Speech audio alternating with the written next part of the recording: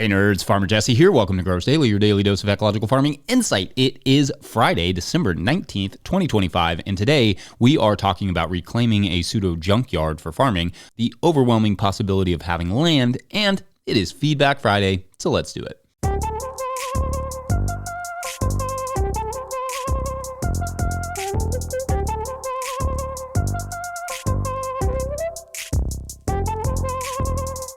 All right, happy Friday, everyone. I hope you have your weekend plans all fleshed out. Many of you will be traveling for the holidays, so wishing you all safe travels. It's been raining the last 24 hours or so, but I did manage to get the blueberries slightly mulched with some old wood chips before it really started, raining yesterday. So that feels like a success.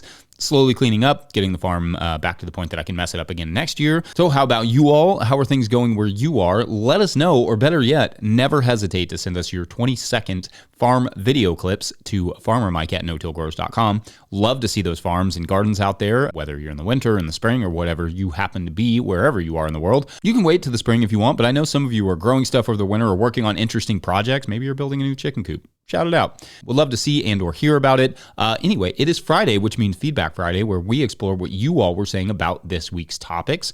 On Monday, we talked a lot about fertilizers and human scale farming.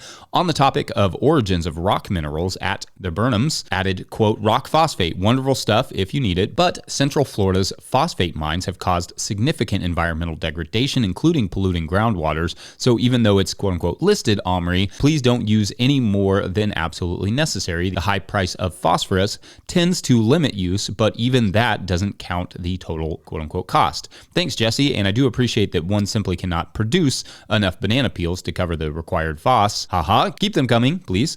End quote. And yeah, this is something that has always been a challenge for me with mineralizing the soil, is that those minerals have to come from somewhere. And oftentimes there is pollution involved, habitat degradation, etc. So if you're wondering why I'm not as enthusiastic about rock minerals as other people in this space, that's largely it. A fertility program that degrades the natural resources of someone else isn't a fertility program. So if it ever feels like I'm pushing things like compost and or, like grass and grain meals and that sort of stuff more than other folks, that's largely the reason. There are times when some amount of mining may be the only option to rebalance the soil, I guess. And I don't claim to be perfect around here. I mean, we still use soil mixed with peat moss, for instance. But in general, my success on the land shouldn't have a cost to other people's land. That's just not ecological farming, and I think we have to be conscious of it and strive to do better. On Tuesday, we talked about mulching for spring crops, fitting brassicas in the rotation, and community in the business plan. On the community stuff, at Rocket Goose wrote, quote, we always help our neighboring farm with bringing the sheep in from a big area. It takes all day, but it's a laugh, and we finish with a big pot of soup together. Last March, I got our tractor stuck on the beach on an incoming tide, and our neighbor immediately came to help rescue it. Community resilience is the way forward. We're better together, end quote. Love that. A little, country currency, or what we call, reciprocity. Great to see that in action. On the brassica front, at Richard Roadcap wrote, quote, fall brassicas grow much better, will overwinter with less insect pressure, end quote. So I have never really tried overwintering brassicas, although I think I kind of intended to do that this year and just completely forgot about it. But anyway, I don't really have any experience with it, save for like sprouting broccolis. But for our Patreon member down there in Arkansas, maybe that is worth a try, to help open up your rotations a little bit. It's something you could do over the winter that will have immediate spring production. On Wednesday, we were joined by Mikey and Jay of Five Tails Farm, and that was such a fun chat. Lots of great comments there. At John Rozier, for example, wrote, quote, this is another fine example of how teamwork comes together and helps to make things happen. You can go a lot further when you have multiple people working together in various roles for a common good. This was another helpful interview, end quote. And I agree. That's the synergy thing, which also resonated with other commenters like at Bliston or B Liston, who wrote, quote, always such great insight from these guys. I love that 1 + 1 + 1 = 10 analogy. Finding that synergy is so satisfying, however it may come about, end quote. Yeah, I think the idea of 1 + 1 = 3, 1 + 1 + 1 = 10,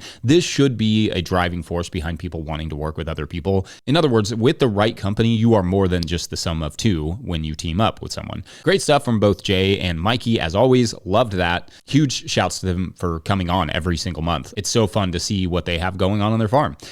Then on Thursday, we talked about how we clean our seeds, undersowing, and the intersection of gardening, kids, and sports. The sports/jujitsu segment seemed to really resonate. At Operhoof de Gleilen-Bizon, I probably nailed that one, wrote, quote, played football, soccer, as a kid, loved it. It provided a way to just be a kid and break outside the bubble, even though that bubble was/is comfortable in class. Connecting with kids from all backgrounds helped me a lot in life, end quote. I love that. And I've said this before, but as a child whose mother moved us around a lot, I was never in the same place for like more than a year. I went to something like 13 different schools. Sports was a critical part of my life. It gave me instant friends anywhere that I went. It gave me confidence. There is a reason I take extra time to coach in the spring and fall, even though I don't really have said time.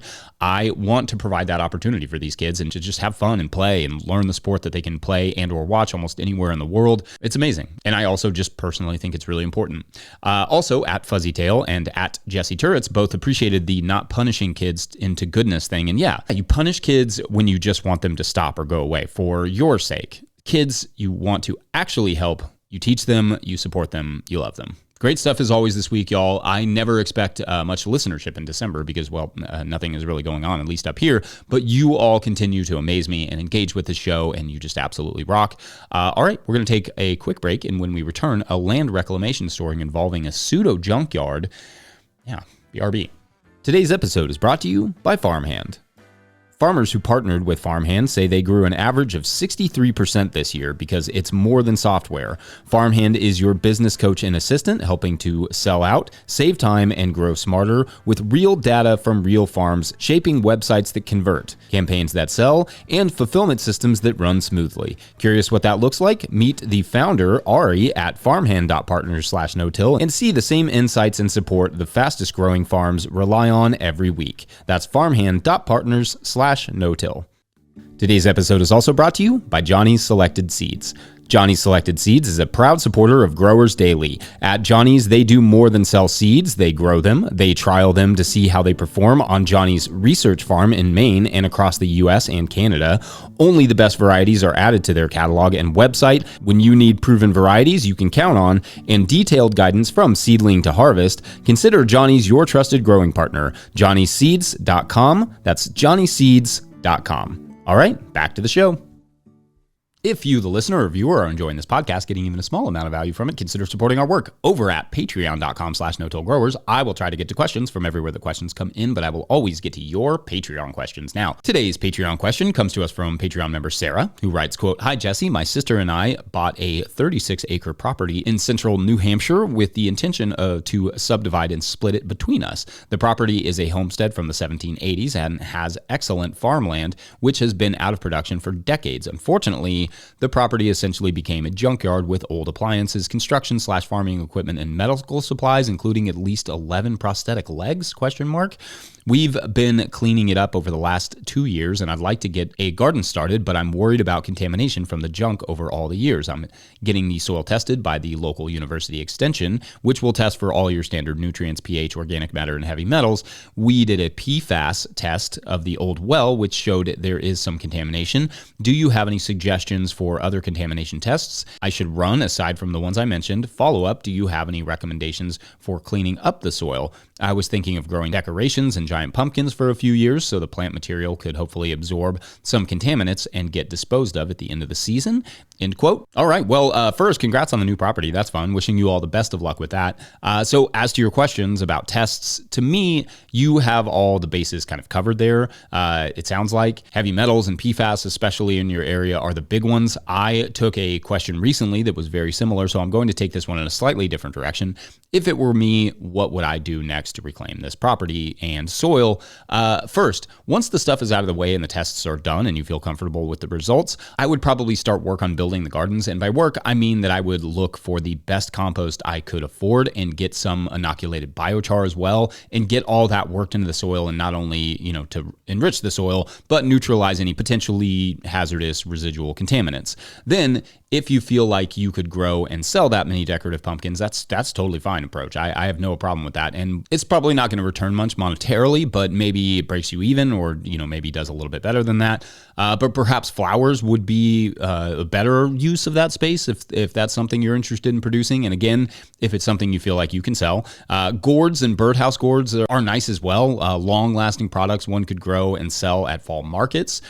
Same with potentially broom corn, loofahs, all that stuff. If it were me though, I would probably focus on flowers and cover crop any space I don't need. Flowers are going to have the largest return so long as you could sell them.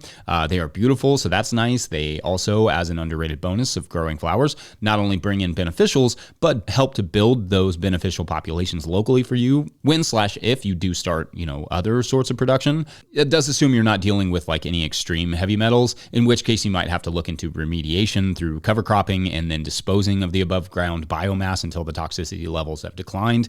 But if not, then you're in a good spot to just, start work on the soil and land and make it something special. Very cool, and wishing you all the best of luck on this project. Let us know, listeners, what else you all might consider in this situation. Otherwise, we're going to take a quick break. When we come back, I will overwhelm you with land. Or it will I don't know, there will be some overwhelming somewhere. BRB. Today's episode is brought to you by FarmRaise.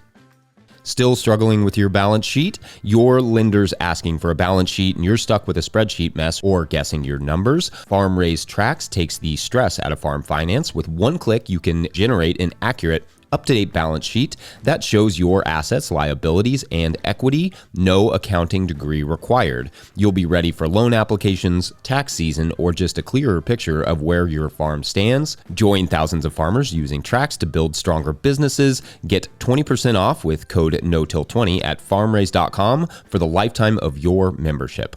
All right, back to the show.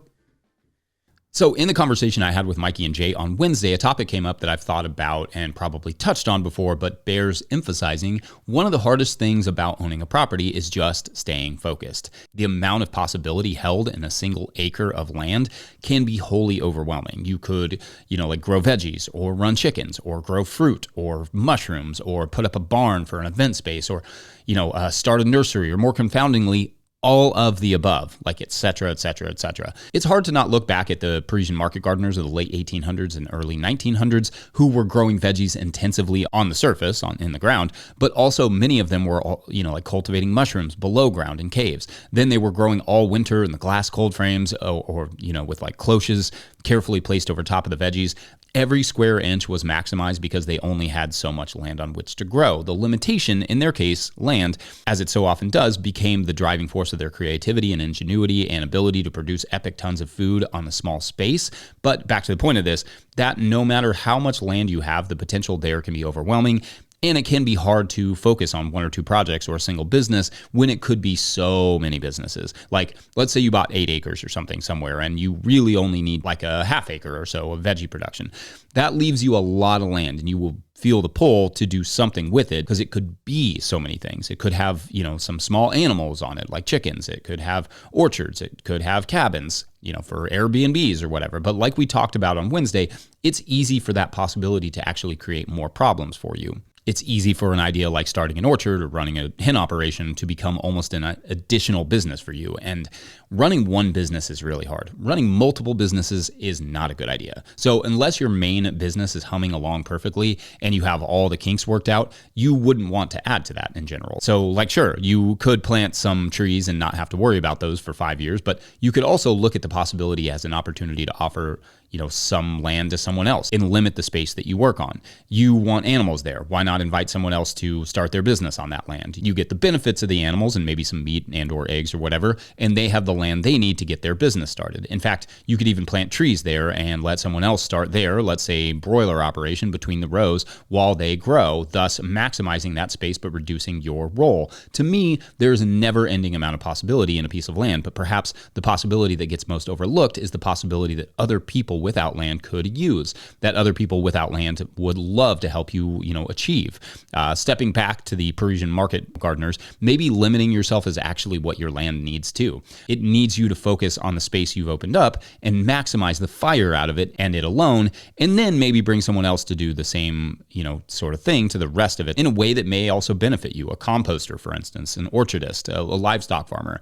Anyway, I think it's just interesting to explore this idea of possibility because it feels feels never ending and it can easily absorb your focus or simply distract you. So perhaps that overwhelming sense of possibility, much like community engagement, should also be factored into the farm business plan. How are you going to stay focused on what you're doing amongst all the possibility? And also, how are you going to maximize your land? It's something I think about a lot and with our weird little plot here. And I have to be clear here, I have not come up with a perfect solution.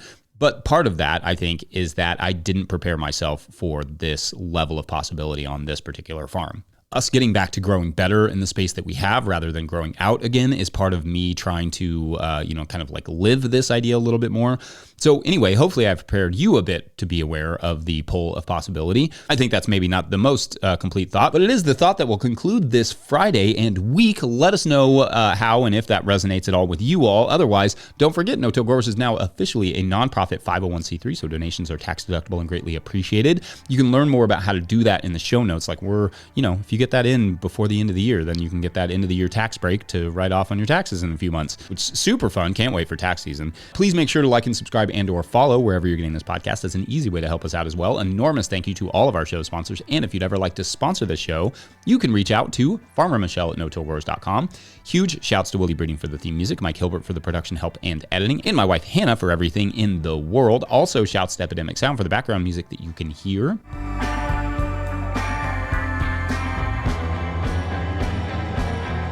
Pick up a hat or a copy of my book, The Living Soil Handbook, at notillgrowers.com to support our work. It is probably too late to get those to you by Christmas, but we will get it to the post office as fast as we can.